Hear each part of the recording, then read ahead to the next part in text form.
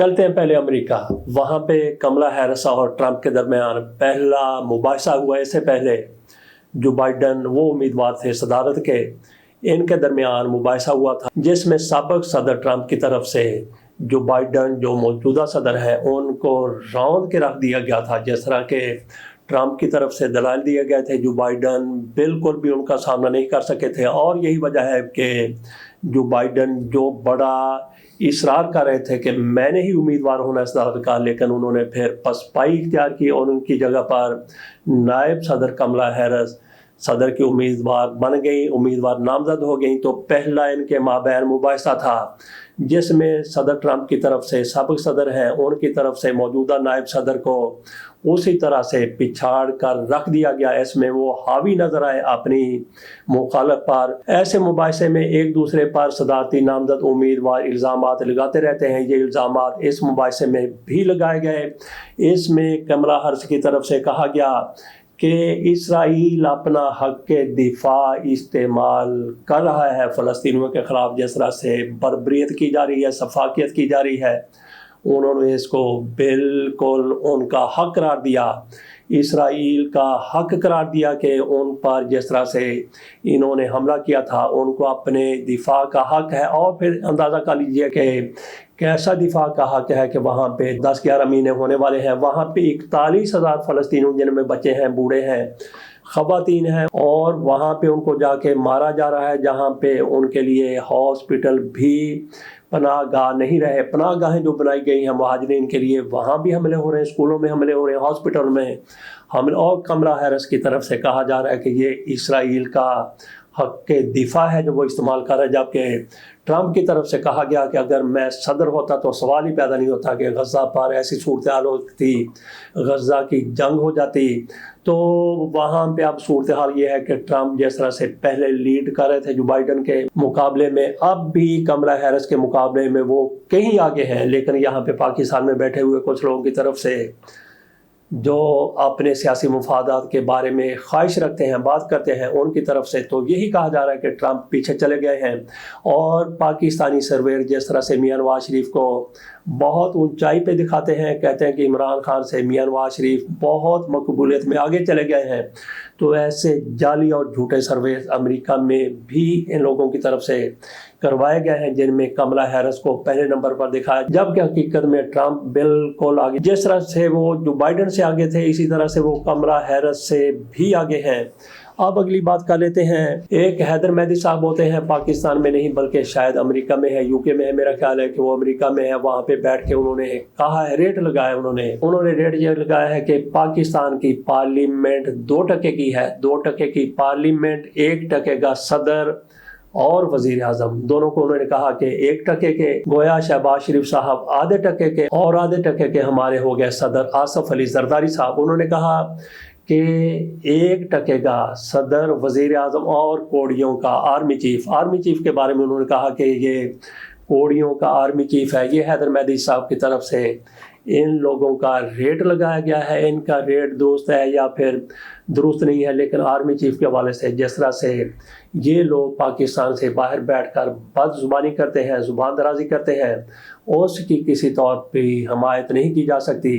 क्योंकि पाक फौज का आर्मी चीफ वो सियासत में जितना भी वो मुलव्वस है, जिस तरह से भी वो सियासी मामलात में मुदाखलत कर रहा है, उसकी हमायत नहीं की जा सकती। लेकिन इसका मतलब यह नहीं है कि आप इस तरीके से किरदार कुशी करें, इस तरीके से उनके ख़िलाफ़ आप पाक फ़ौज के अंदर नफ़रत फैलाएं कि वहाँ का एक जवान भी ये सोचे कि ये मेरा कैसा आर्मी चीफ है, क्या मैं इसके अहकामात मानूं। अगर ऐसी सोच किसी फ़ौजी के दिमाग में, जहन में आ जाती है, तो ये इंतहाई ज़्यादा जहर आलूद किस्म की सोच हो सकती है जो हैदर मेहदी जैसे लोग हमारे जवानों के जहनों में भर रहे हैं, तो इसकी हमायत नहीं की जा सकती। बाकी ये आर्मी चीफ के हवाले से जिस तरह की तस्वीरें लगाते हैं, ख़वातीन की तस्वीर बनाकर उनकी शक्ल ख़वातीन जैसी बना के अपने वीलाग में बता देते हैं, दिखा देते हैं, इसकी भी हमायत नहीं की जा सकती।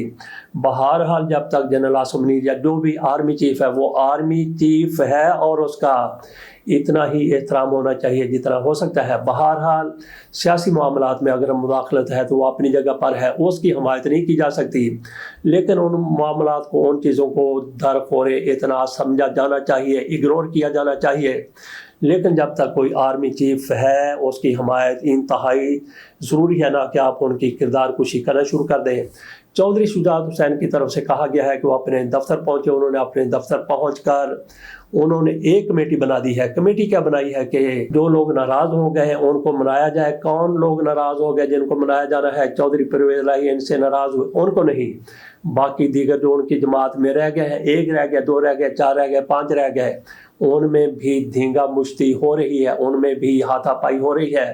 ان کو منانے کے لیے چودھری شجاعت حسین صاحب اپنے آفس مسلم لیگ کاف کے آفس میں چلے گئے، مرکزی دفتر میں چلے گئے۔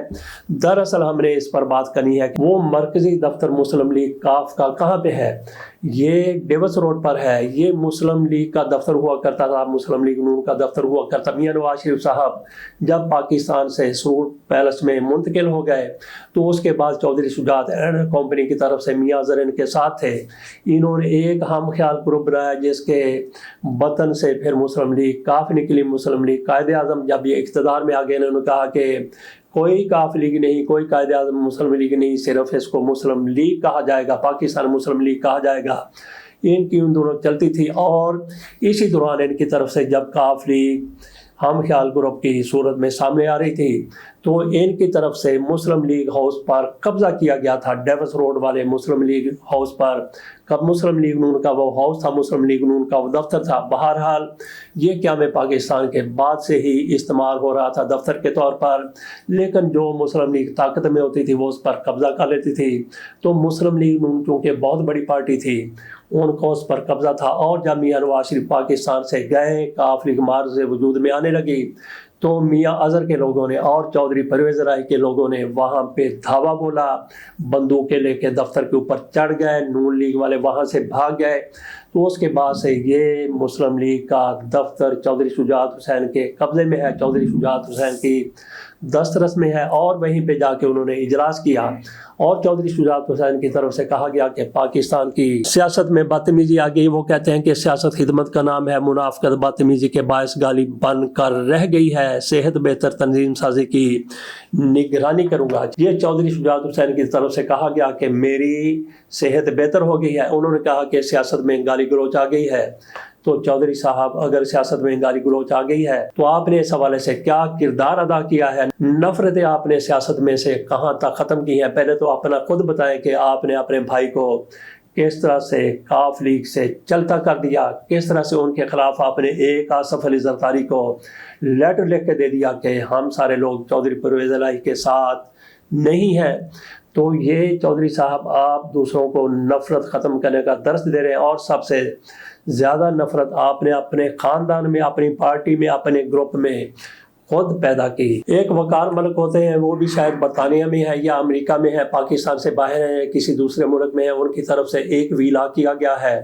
انہوں نے کہا کہ پاک فوج کی مصنوعات کا بائیکاٹ کیا جائے۔ انہوں نے کہا کہ پاک فوج کے عسکری جس طرح سے پیٹرول پمپ ہے وہاں سے پمپوں سے آپ پیٹرول نہ بھروائیں، جس طرح سے عسکری بینک ہے وہاں پہ اپنے اکاؤنٹ جاری نہ رکھیں۔ ان کی طرف سے کہا گیا کہ پاکستان میں کئی دیگر معاملات میں ہے، گھی بھی ہے، تیل بھی ہے، فلاں بھی ہے، فلاں بھی ہے، تو اس طرح کے ریسٹورنٹ ہے وہاں پہ آپ نہ جائیں، مکمل طور پر بائیکاٹ کریں۔ میں اس چیز کی بالکل بھی حمایت نہیں کرتا۔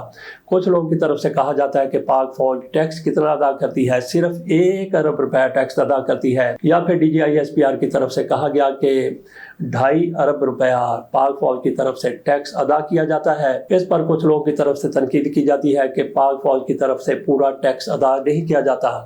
تو اگر پورا ٹیکس ادا نہیں کیا جاتا تو وہ کہاں پہ جاتا ہے؟ کیا ان لوگوں کی جیبوں میں جاتا ہے، کسی جرنیل کی جیب میں جاتا ہے؟ نہیں، ہرگز نہیں، بلکہ جس طرح سے ادارے چل رہے ہیں، وقار ملک کی طرف سے کہا گیا کہ ان کا بائیکاٹ کیا جائے۔ کیوں بائیکاٹ کیا جائے؟ وہاں پہ لاکھوں لوگوں کا روزگار لگا ہوا ہے، تو بائیکاٹ کیوں کیا جائے؟ صرف اس لیے کیا جائے کہ آپ کی سیاست کے ساتھ پاک فوج کے معاملات کوئی لگا نہیں کھاتے، تو اس لیے بائیکاٹ کیا جائے۔ میں نہیں سمجھتا کہ پاکستان میں کسی بھی پاکستانی کی مصنوعات کا خصوصی طور پر پاک فوج کی جو مصنوعات ہیں ان کا بائیکاٹ کیا جائے، قطعی نہیں کیا جانا چاہیے۔ تو باقی گنگا الٹی بہنا شروع ہو گئی ہے۔ پاکستان میں ہم نے یہ دیکھا کہ کس طرح سے تحریک انصاف کا گھونٹ بنا جا رہا تھا، کس طرح سے انتقامی کارروائیاں کی جا رہی تھی، لیکن اب گنگا الٹی کیسے بہنا شروع ہو گئی ہے۔ ہمایوں دلاور اور ان کے ابا جی کے خلاف کرپشن کا کیس درج ہو گیا ہے، ان کے گرفتاری کے وارنٹ جاری ہو گئے ہیں۔ انہوں نے خیبر پختونخوا میں کسی زمین پر قبضہ کیا، وہاں پہ سوسائٹی بنا لی، باپ اور بیٹے نے ان کی گرفتاری کے وارنٹ، ایک جج ہمایوں دلاور جنہوں نے عمران خان کو سزا دی تھی، اور سزا کیسے دی تھی، انہوں نے 10 روز کا کام آدھے گھنٹے میں کر کے رکھ دیا۔ انہوں نے جس طرح سے انصاف دیا، انصاف کے تقاضے پورے نہیں کیے، بہرحال ان کے خلاف مقدمہ درج، ان کی گرفتاری کے وارنٹ، اور پھر مسلم لیگ نون کے ایک رانا عبد المنان صاحب، ان کا تعلق جنوبی پنجاب سے ہے، ان کی گرفتاری ہو گئی ہے۔ 18 اور 17 مئی کو انہوں نے اسسٹنٹ کمشنر جتوئی پر تشدد کیا تھا، اس حوالے سے وہ ضمانت پر رہا تھے کہ ان کو ملتان بینچ میں ہائی کورٹ نے ان کی ضمانت منسوخ کر دی اور رانا عبد المنان گرفتار ہو گئے۔ تو الٹی گنگا بہنا شروع ہو گئی ہے۔ کل تک تحریک انصاف کو انتقامی کارروائیوں کے ذریعے ان کے لیڈروں کو گرفتار کیا جا رہا تھا، اب الٹی گنگا بہ گئی ہے کہ ہمایوں دلاور پر مقدمہ، ان کے وارنٹ گرفتاری، مسلم لیگ نون کا رانا عبد المنان گرفتار۔ اس کے ساتھ اجازت دیجیے اور مزید دیکھیے کہ الٹی گنگا کتنی اور کس طرف بہتی ہے۔ اللہ حافظ۔